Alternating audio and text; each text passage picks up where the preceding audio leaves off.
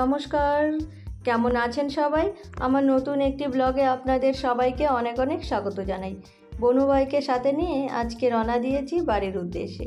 বনু ভাই যাচ্ছে আমার সাথে। তারা ওই শিলিগুড়ি থেকে বিয়ের শপিংটা করবে, ওই বুনুর শাড়ি গয়নাগাটি এসব আর কি। তো বাড়ির সামনে থেকে নিয়ে নিয়েছি টোটো। ওই টোটোর দাদা আমাদের একদম বাড়ির সামনে থেকে তুলেছে আর নিয়ে একদম বাস স্ট্যান্ডে ছাড়বে। তো বনু আর ভাইয়ের সঙ্গে বসছে তোজো, আর আমি তাদের উল্টো পাশে বসছি। আর যেদিনেই কোথাও বেরোনোর কথা থাকে সেদিন দিনের এমন অবস্থা হয়, চারিদিকে শুধু কুয়াশায় অন্ধকার হয়ে যায়। ওই শীতের দিন ছিল আর এমন কুয়াশা পড়ছিল, চারিদিকটা অন্ধকার। আর ওই বুনু আর আমি ওই পাশের বড়ই গাছগুলো দেখে খুব খুশি হচ্ছিলাম। এত সুন্দর বড়ই হয়েছিল, মনে হচ্ছে কিছু বড়ই তুলে নিয়ে যাই। কিন্তু ওই আমাদের কথা যদি ওই টোটোর দাদা শুনে, তখন বলবে ঠিক আছে তোমরা বড়ই নাও আর আমি বাড়ির দিকে রওনা দিই। তো চলে এসছি এখন আমরা ওই বাস স্ট্যান্ডে, 12 বাস স্ট্যান্ডে। আর সেখানে এসে একটু জল কেনা হয়েছে। ওই ভাই এক বোতল জল নিয়ে এসছে, কারণ বাড়ি থেকে আমরা জল আনতে ভুলে গেছি। এত তাড়াহুড়ো করে বেরিয়েছি সকাল সকাল, ওই বাড়ি থেকে 8টা নাগাদ বেরিয়েছি যে সকালের বাসটা ধরবো বলে। অনেকগুলোই যায় বাস ওই সকাল থেকে, ওই 5টা থেকেই বাস যাওয়া শুরু করে শিলিগুড়ি। এত সকালের বাসগুলো তো আমরা ধরতে পারবো না, অনেক কটাই যায়। আর আমরা ওই 10টার বাসটা ধরবো, সেজন্য একটু আমরা ওই 8:30 নাগাদ বেরিয়েছি। তো এখন দেখছি না একে একে এখান থেকে বাস ছাড়ছে, কিন্তু সেগুলো সব আলিপুরদুয়ার, কোচবিহার। আমাদের বাস আর আসছে না। যদিও এখন খানিকটা সময় আছে, ওই 9:30 পৌনে 10টা বাজে। তো দেখছি না এখন আবার ওই আলিপুরের বাস এসছে, কিন্তু 10টা পার হয়ে গেছে, কিন্তু আমরা সেই বাসটা পাচ্ছি না। তো ভাবছি যে ঠিক আছে, হয়তো একটু লেট হচ্ছে সেই জন্য। আর বাসের জন্য অপেক্ষা করছি, একবার এইদিকে তাকাচ্ছি আর ওইদিকে তাকাচ্ছি যে বাস কখন আসবে।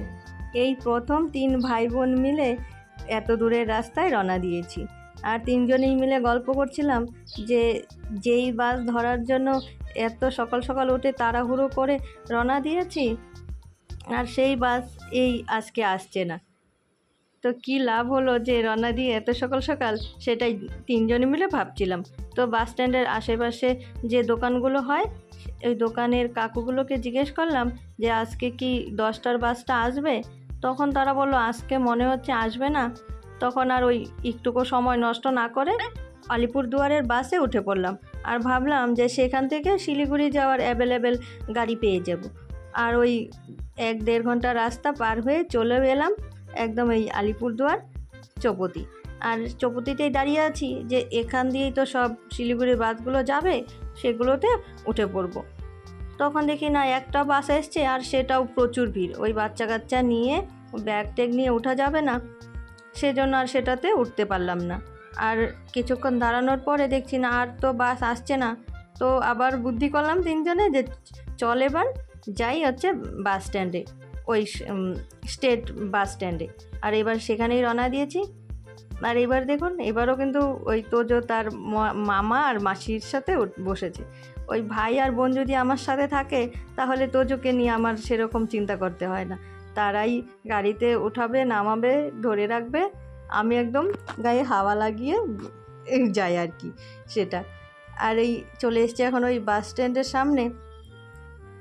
আর ওই বাসের স্ট্যান্ডের সামনে যে গাছটা রয়েছে, সেটা কিন্তু বেশ লাগছে দেখতে। তো চলুন এবার দেখি এখান থেকে বাস পাই কি না। এখানে এসে জিজ্ঞেস করাতে তারা বলল এখন আর কোনো বাস নেই, লাস্ট বাস আছে ওই 4টায়। যেই বাসটা 12:30টার পরে যাওয়ার কথা ছিল, সেটা কোনো কারণবশত আজকে যাবে না। এখন মনে হচ্ছে আমরা যদি ওই চৌপতিতে সময়টা নষ্ট না করে সেখানে দাঁড়িয়ে না থেকে যে বাস আসবে করে উঠবো, যদি সোজা এখানে চলে আসতাম তাহলে ওই 12:30টার গাড়ি পেয়ে যেতাম। আর ভাই রে ভাই, আজকে যা হচ্ছে আমাদের সাথে, মানে ভাবছি শুধু এটা কি হচ্ছে আমাদের সাথে। সকাল থেকেই যা শুরু হয়েছে, যেখানে তাড়াতাড়ি পৌঁছে যাচ্ছি সেখানে বাসেই আসছে না, আর যেখানে একটু দেরিতে পৌঁছাচ্ছি সেখান থেকে বাসেই পাচ্ছি না। আর যেই বাসটা আছে সেটা আরও 2-3 ঘন্টা বসে থাকতে হবে। তবে আমরা ওই গা ভাসিয়ে দিয়েছি, দেখি সময় আমাদের কোন দিকে নিয়ে যায়। যদিও বাচ্চাটার খুবই কষ্ট হচ্ছে, কারণ ওই সারা দিনের জার্নি, ওই সকালে ওই কয়েকটা খেয়ে বেরিয়েছিলাম। তো এখন দুপুরও হয়ে গেছে, আর সবার বলে না যে বাঘের মতো খিদে পেয়েছে, আমাদের অবস্থাই তাই। তো চলুন আপনাদের আজকে একটা খুব সুন্দর একটা খাবারের হোটেলে নিয়ে যাব। সেটা হচ্ছে আলিপুরদুয়ারে, আর এটা হচ্ছে এই যে 16 আনা বাঙালি। আর এখানে একদম 16 আনা মানে 16 আনায় বাঙালি খাবার পাওয়া যায়। আর এই হোটেলটা হচ্ছে আলিপুরদুয়ার থানা মোড়, আলিপুরদুয়ার কোর্ট সেখানে। আর হোটেলটাও খুব সুন্দর, একদম পরিষ্কার পরিচ্ছন্ন। আর খাবার খেতে গেলে হোটেলটা যদি একটু পরিষ্কার পরিচ্ছন্ন থাকে তাহলে মনটা বেশ তৃপ্তি লাগে, আর খাবারটা খেতেও খুব ভালো লাগে। তা চলুন এবার গিয়ে বসা যাক। আর সব একদম কাঠের চেয়ার টেবিল, আর আমরা এই সবাই মিলে বসেও পড়লাম। আর ছেলেরও খুব খিদে পেয়ে গেছে, ওই সকালে তাড়াহুড়োতে তো আর সেরকম খাওয়া দাওয়া হয় না কোথাও যাওয়ার হলে। আর এই যে এখানে আমাদের দিয়ে দিয়েছে ভাত, আর সব কিন্তু একদম কাঁসার থালা বাটি গ্লাস সব কিছুতে। আর আমরা নিরামিষ নিয়েছিলাম, আমার কেন জানি না ওই হোটেলে গেলে নিরামিষ খাবারটাই বেশ ভালো লাগে। আর নিরামিষের মধ্যে অনেক রকমের পদ ছিল, আর সেগুলো দিয়ে একদম পরিপাটি খাওয়া হয়ে যায়।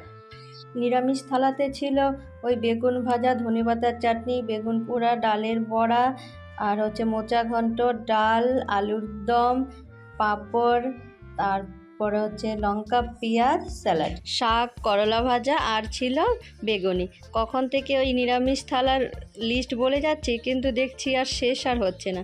সব কটা রান্নাই ভালো ছিল, কিন্তু এ কটার মধ্যে আমার সব থেকে যেটা প্রিয় রান্না ছিল সেটা হচ্ছে ওই মোচা ঘন্ট। কার কার মোচা ঘন্ট খেতে ভাল লাগে আমাকে জানাবেন।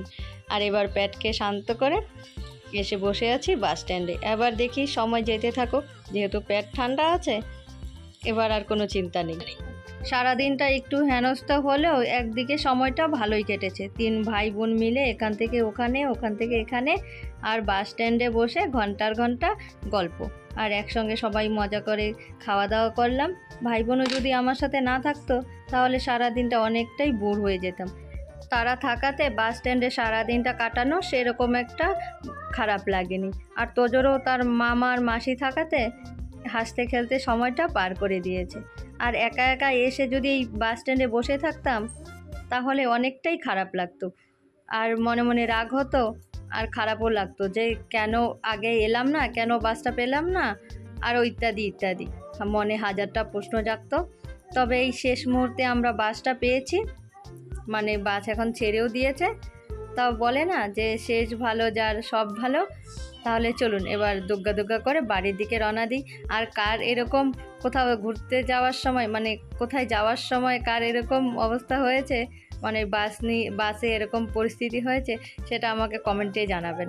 তাহলে চলুন ভিডিওটা এখন শেষ করছি। ভিডিওটা যদি আপনাদের কাছে ভালো লেগে থাকে তাহলে অবশ্যই লাইক, কমেন্ট, শেয়ার, আর যারা আমার চ্যানেলে নতুন বন্ধু তারা অবশ্যই আমার চ্যানেলকে সাবস্ক্রাইব করে নেবেন। তাহলে আপনারা সবাই ভালো থাকবেন, সুস্থ থাকবেন। আবার আপনাদের সাথে দেখা হচ্ছে নতুন একটা ভিডিওতে।